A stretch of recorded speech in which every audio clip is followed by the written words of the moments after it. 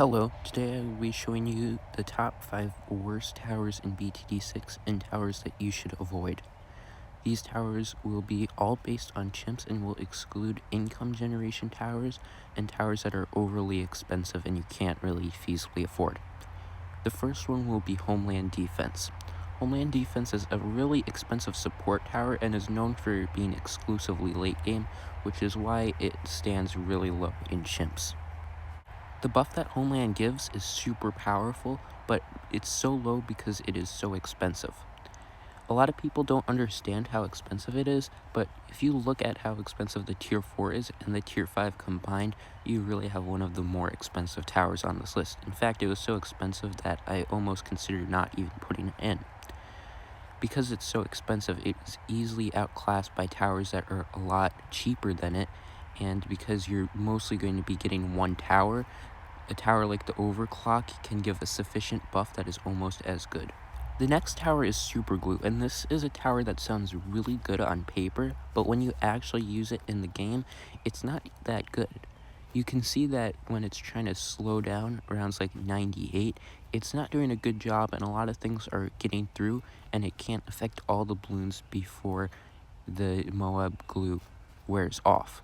You can also see it deals damage, but that damage is really weak. Now we can compare that to the tier 3 glue, which is much cheaper, and some other supports like the Sabotage and the main Moab, and this combo right here, when the Sabotage is up, can slow down the Bloons even better and also deals better with the bigger ones like the ZOMGs, which is what the Super Glue has trouble getting with. And also note that this combo is also cheaper.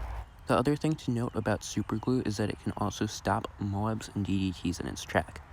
This sounds really good, and it is pretty good for Moabs because they're slow, but a tower that's fast like a DDT will get through really easily like so. Something like a main Moab can help with this much easier and will actually stop the DDTs really well, but the Super Glue just has a hard time. Other towers that are cheaper, like the Bloon Crush, can also stop these DDTs well. The next tower is Spirit of the Forest, and there's not really much to say about this. This tower is just bad. It can't pop lead, so you're going to need MIB, so it's a little bit more expensive. And even though it got a lot of price buffs, it's still pretty bad. We can compare it to see how well it does against this Moab, and as you can see, it's going to get really far before it's popped. And this also won't do much to a BFB, and then you also need to take note that maps that are shorter, this tower is going to do even worse on. So like this Dart Monkey will represent the length of a shorter map, and as you can see, it can't even pop a Moab.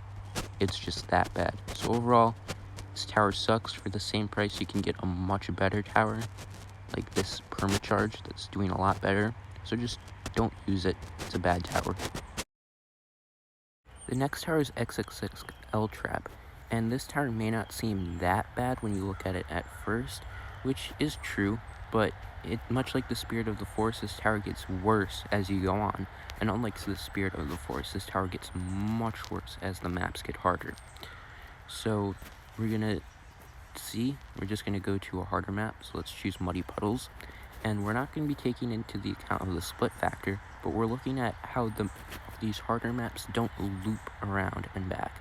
So I'm setting the route so the Bloons will come from this side, and as you can see, we're going to fill up the trap with Moabs, and once it's being filled, all the rest are just going to go right down, which means that your other defense that's lower will have to deal with everything. And then when you consider that this tower is super expensive, your other defense at the bottom really won't be that good because you have so much money put into the bottom. So we can just see that this tower is pretty powerful when you look at it at first, but when you actually use it in a game, you're going to realize it's kind of bad.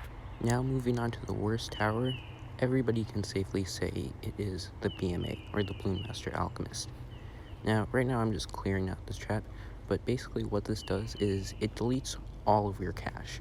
So as you can see, I'm doing this setup where I'm going to be testing a defense, and we're going to be seeing how much cash we make on this round with BMA and without BMA.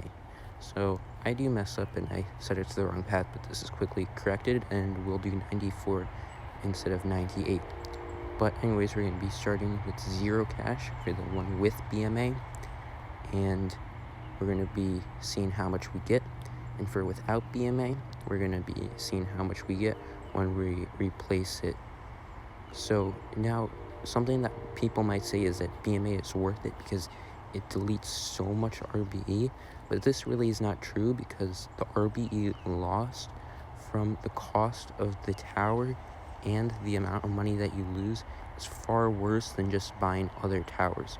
So as you can see, we got like $1,200, and when we replace it with a permacharge that costs about the same, we're going to get so much more money.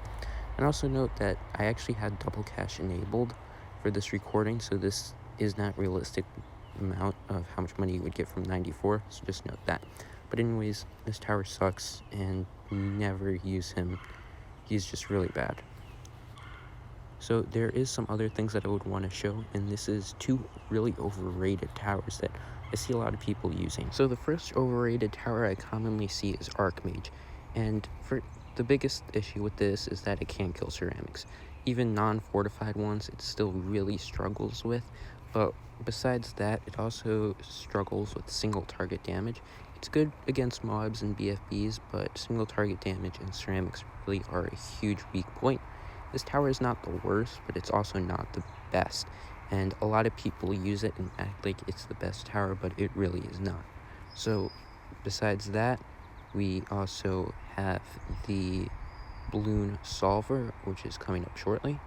So the Bloon Solver is kind of like the opposite. It's really good against ceramics if you get the right cross path, but it really can't do much to the Moabs and BFBs. And also, one thing about it is that you can't use Moab glue with it, so you're basically making the balloons faster by using this. And why this tower is so bad is because it's really expensive for just killing the ceramics. There's a lot of support towers like Bloon and Crush and Bloon Impact and Cryo Cannon, which are actually really good, and you need to use them if your defense is struggling against ceramics. So that's that. Those are 2 pretty overrated towers, that you should avoid in your games as well.